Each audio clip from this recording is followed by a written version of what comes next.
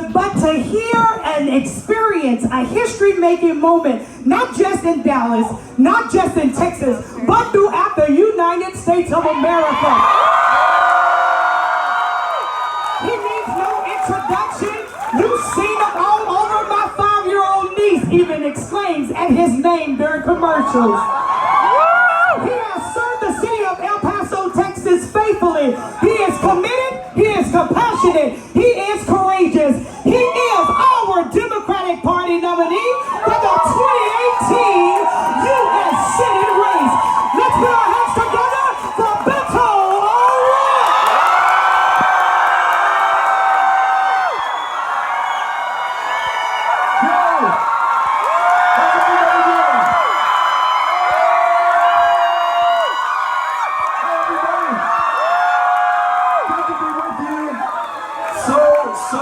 So good to be with you. Check this out. 70 hours to go until we decide the election of our lifetime. It's gonna be awesome. Shawala, thank you for getting us kicked off. To each of you, especially those, was it Deborah that I just talked to, who knocked on 200 doors today? It was absolutely amazing. Everyone who knocked on a door, made a phone call, got out there under this beautiful sky today, made sure that we could talk to one another in a campaign powered only by people, not a single dime from a single political action committee or special interest or corporation. All people, all the time. And for me, a really special day. We've been on the road for almost 22 months so far. Traveled to every single county in Texas, all 254. And I know you know that, but I'm only saying the number because someone that we met in Midlothian last week said, we're all playing a drinking game. Every time you say 254, we get to take a shot. So this is for everyone who's playing the game. 254, 254, 254. Once you have a good time tonight, get an Uber. But today, I had an amazing day because we were block walking as well. We were out there with you, not asking you to do anything that we wouldn't do, that we have not already done, that we will continue to do with you tomorrow. We were in Tarrant County, we were in Denton County, we were in Collin County, we were in Dallas County, and I got to go with these little people right here who are my kids and my sister's kids. Max and Patrick, Ulysses, Molly, Henry, and Wallace, our family friend, and my wife Amy. Amy, come on up just so everybody can see. And my sister Charlotte. Charlotte, come up here, come on. So we were getting to do this as a family, and joining all of you who have been out there, in some cases for months, the better part of a year, knocking on doors. Some of you just started today. All of you by now probably know that in the last 4 days of this election, we are trying to knock on 1 million doors. After the first full day of doing this, my team tells us that we are exactly where we should be, just under 250,000 doors knocked today so far, just today. From people all over the state, including all of you who got after it. Those of you who have not and are waiting to sign up for your shift tomorrow, it's betofortexas.com. Just hit volunteer and we'll put you to work. We'll literally connect you with those who are going to decide this election. Amy and I were knocking in Dallas County today. And I tell you, the first door that we knocked on, it was a father and a son, neither of whom had voted in the 12 days of early voting. The son, 19 years old, and he answers the door and he says, you know what, I'm not sure that I'm registered to vote. I'd love to vote in this election, but I can't remember if I got registered. Amy, using the Polis app that all of us have on our phones, looks up his voter registration, confirms that he's registered to vote. We tell him that he's going to vote at, at Cowart Elementary, which is the school that he attended when he was a kiddo. Now 19 years old, he made a plan on Tuesday. He said, I get off at work at 4 o'clock. So we all agreed that at 5, he was going to take his dad, and we would have 2 more votes in the bank.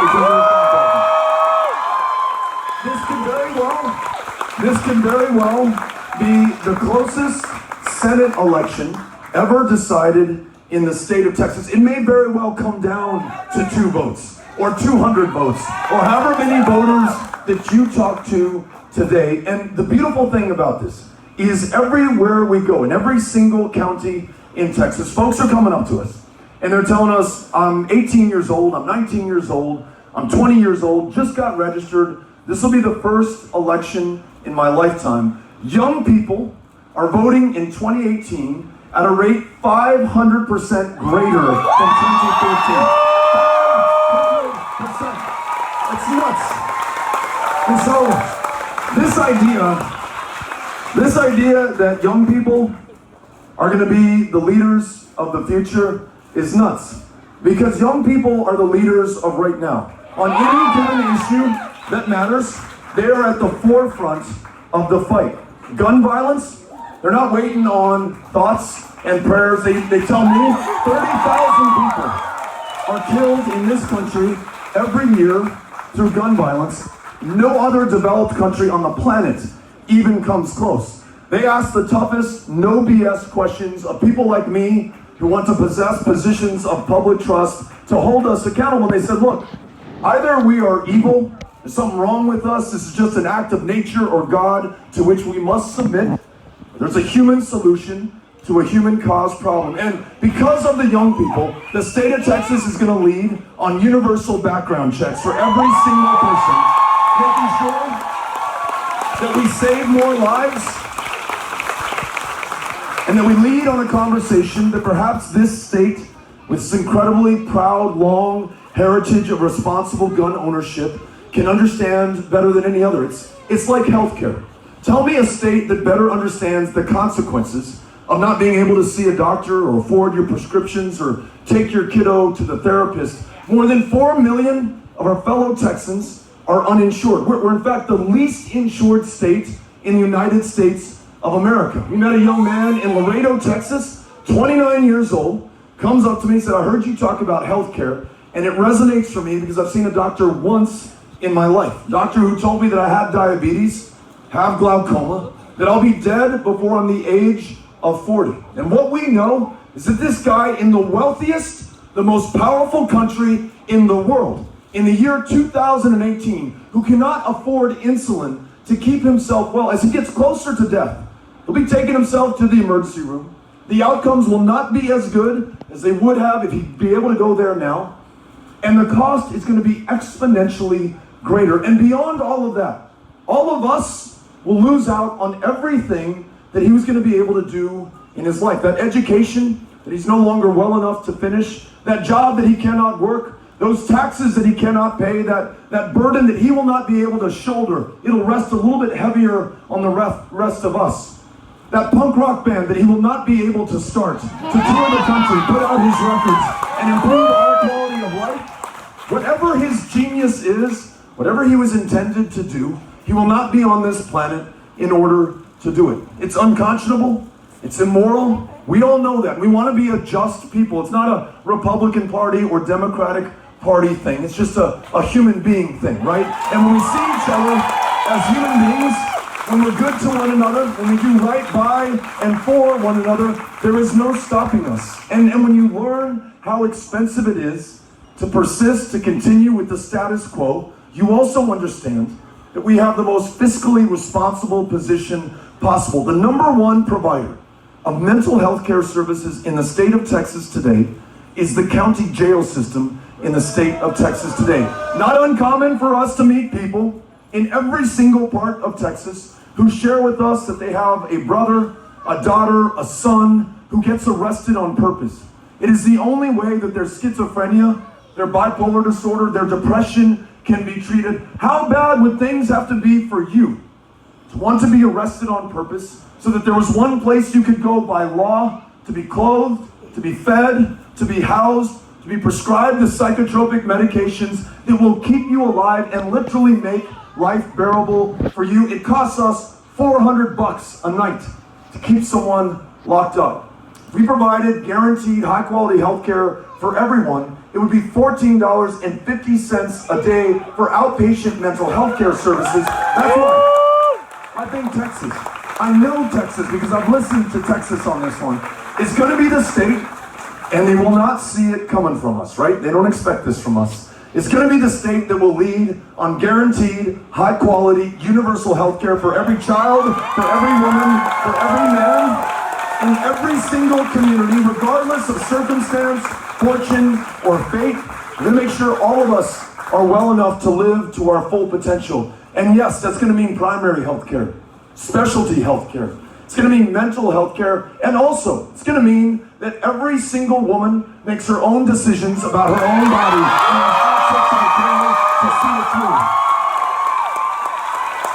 We're going to lead on that. Just like this state. Do I have any friends from El Paso, Texas? So all three of you know what I'm talking about. Our community connected, conjoined to Ciudad Juarez, forming the largest binational community anywhere in this hemisphere, perhaps in the world. 3 million from Mexico, from the US, speaking Spanish, speaking English, joined, not separated by the Rio Grande River, forming something far greater, far more powerful, more magical than the sum of their parts or their people. Ciudad Juarez, the first place that I took Amy on our first date, a blind date pre-Tinder. Like any good El Paso boy would do, picked her up from the home that she was staying at in El Paso, where she was not from, a city that she did not know well, drove her over the Stanton Street Bridge into Ciudad Juarez, had a margarita where they were invented at the Kentucky Club, walked out on Avenida Juarez, past the customs house to the Mission of Guadalupe, took it all in, realized as she was falling in love with that community, with my community, that I was falling in love with her and that it was working.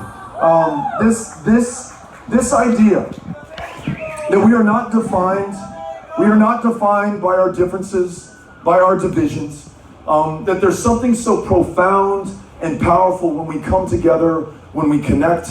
The city of El Paso, though it is a city of immigrants, is one of the safest cities in the United States of America. And it makes me want to share with everyone that actually it's not though it is a city of immigrants. I would say perhaps because it is a city of immigrants, people who willingly left their home, their family, what was comfortable to them, their culture, their language, to start anew as strangers in a strange land, to come here, yes, for themselves. They want to do better. They want their kiddos to do better as well, but they want all of us to do better too, because they were called to and inspired by this country, still the greatest nation the world has ever known, and their very presence makes us more successful. It makes us stronger. It makes us more secure.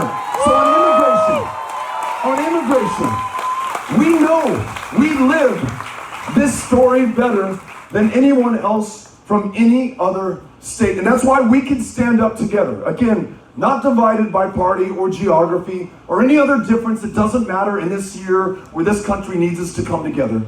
We can join together to rise up to make sure that never again is another family separated, is another child torn from the arms of her mother who traveled 2,000 miles, risking her very life to bring her here to this country because there was no other place that she could go. Though in this country today, instead of finding that safety and that salvation from a country of asylum seekers and refugees and immigrants, she finds her worst nightmare. Deported back to the very country from which she fled. That child tonight, somewhere, God only knows where, not knowing when or if she will see her mother again, though that were the decision of just one man, Donald J. Trump, in a democracy.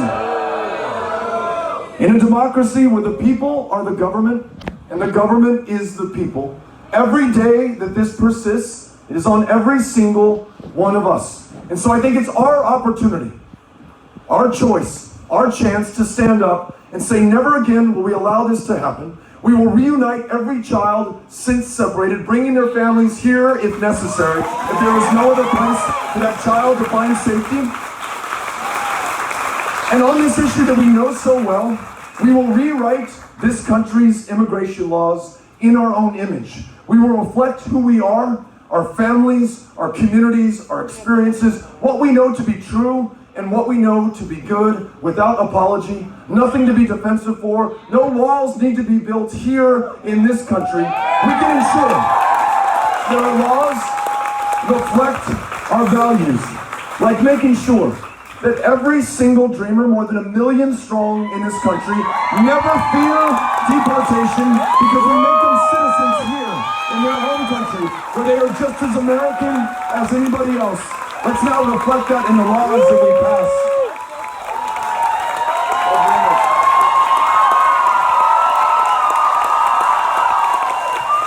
If the challenge is criminal justice reform, in a country that imprisons more of its own than any other, a prison population disproportionately comprised of people of color, so many there serving time for possession of a substance that has been decriminalized or medicinalized or legalized in most states in the country. Imagine a veteran coming back from Afghanistan tomorrow who does not want to be prescribed an opioid to which she may become addicted in a country that lost 70,000 of our fellow Americans to drug overdose deaths just last year, wants to be prescribed medicinal cannabis. That doctor wants to prescribe it to her, but in this state today, both of them would be outlaws. Who is going to be the last person, and chances are, given who is arrested and who is doing time, who is going to be the last person of color to be locked up behind bars for possessing something that some in other states are getting perfectly rich legally selling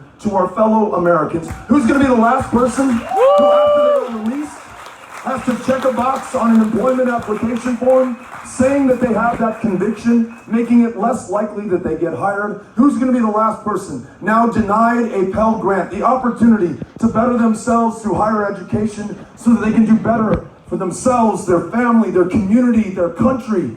I want to make sure that not only do we end a war on drugs that has become a war on people, some people more than others. I don't only want to end the prohibition on marijuana, but I want to make sure that we expunge the arrest records of every single person arrested for possession of a substance that is legal in so much of the rest of the country today.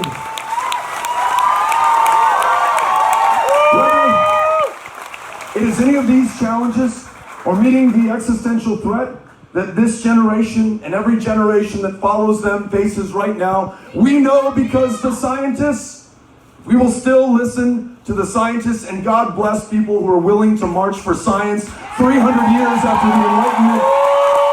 But we must, those scientists tell us, if this planet warms another 1.5 degrees Celsius, that's all that stands between us and disaster, that all that stands between us and not just storms in southeast Texas that'll make Harvey and its 58 inches of rain, which was the landfall record, look like a drop in the bucket. Not only will they further prolong the droughts that we feel in North Texas, in the Panhandle, and in the West, where we grow the fiber and the food that clothes and feeds not just the United States, but so much of the rest of the world. Human beings in many of these communities will no longer be able to live. But we still have time. That's the good news. We can still set the bar a little bit higher. It may not be politically convenient. It may not poll well. It may not be good for our next election. But if we focus not on those things, but the next generation, I'm confident that the ingenuity and the innovation, the can-do spirit of the people of Texas can match and overcome that bar. We can be far more responsible. We can seize the lead on renewable energy, where we are #1 in the country in a generation of wind power today, soon to be #1 in solar. In this state, where while it is not okay, it is perfectly legal to fire you for your sexual orientation. In this state, where you can be denied the ability to adopt one of the 30,000 children out of the foster care system because you are too gay, under the guise of religious liberty. In a state that sought to scare parents and people about transgender people, their fellow human beings, based on a meaningless difference for political gain. This could be the same state that stands up together to insist on the full civil rights of every single American, regardless of our orientation or any difference. I'm confident that lastly, I heard a call out earlier for school teachers and public educators. Those in the classroom, the therapists, the librarians, the counselors, the cafeteria workers, the school bus drivers, the custodians who are the last ones left after everyone has gone home, all of them fundamental to the success of those kids in those classrooms where 90% of children in America are still educated in a public school classroom. Check that out. In this really divided, highly polarized country, that may be the last place that we come together in common without distinction for your race or any other difference, your income or any other difference, who you pray to, whether you pray at all, or any other difference. It's a common conception of being American, and yet those school teachers and public school educators in the state of Texas, nearly half of them are working a second or a third job just to make ends meet. Those school teachers who out of their own pocket don't just pay for the classroom decorations, don't just pay for the school supplies, so often pay for that hot meal for that child who's on free and reduced breakfast and lunch but does not have a dinner to go home to. They are there for that child who's shown up in the same pair of clothes Monday, Tuesday, Wednesday. That school teacher by Thursday out of her own pocket has bought a new set of clothes so that child can hold his or her head up a little bit higher, be treated with the dignity they deserve as a human being. I want to make sure that those educators who have been there for us, that we are there for them, and that we insist on a living wage so that they work only one job, teaching to that child and not to a test. We're going to do all of these things. We're going to follow through on the very high expectations that we are setting by and for one another, because we're going to see one another not as Republicans, not as Democrats, but as Americans, as Texans, as human beings. We're going to start treating one another with the respect that we are owed inherent to the fact that we are human beings. This country began with the audacious premise that we were all created equal. We wrote those words down 242 years ago. This is the test of our lifetimes to see if they still ring true. If we can put our hope, the inspiration that we have provided to one another, into action. And the returns so far are very promising. 12 days of early voting, you're setting all kinds of records for a state that previously ranked 50th in voter turnout. Everyone getting off the sidelines, getting into the game, making sure that we all decide the future of this country. But this is what I need from you. With 70, maybe 69 hours left to go, we need every single person to commit every waking minute of their life to winning this election. There is no cavalry that is going to ride to the rescue. There's no outside group upon whom we can depend. It's going to be up to every single one of us. And the TV ads, they may or may not work. I hope they do. What we post on Facebook, on Twitter, on social media, that probably helps a little bit.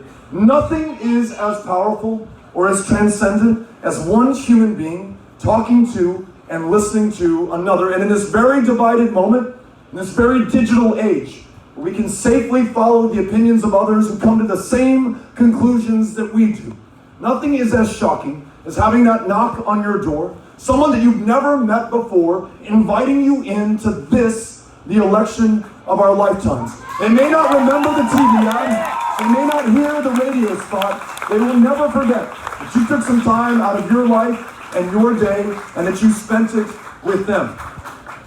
So this is the plan. And I'm being serious.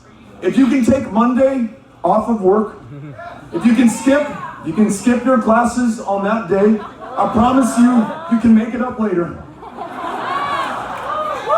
We will never get this chance, this opportunity back. And I know you feel the same way that I do. The 6th is the moment where we decide the future of this country. The 7th is the morning that we wake up, either with regret, wondering what more we could have done. We could have given another hour or two to this campaign, if we could have talked to more people, given a little bit more of ourselves for this country to whom we are dedicated. Or whether we wake up with the best possible hangover we have ever felt because we are celebrating the victory of our lifetimes. A victory for Texas, for this country, for this generation, and for every generation to come. You all ready to win?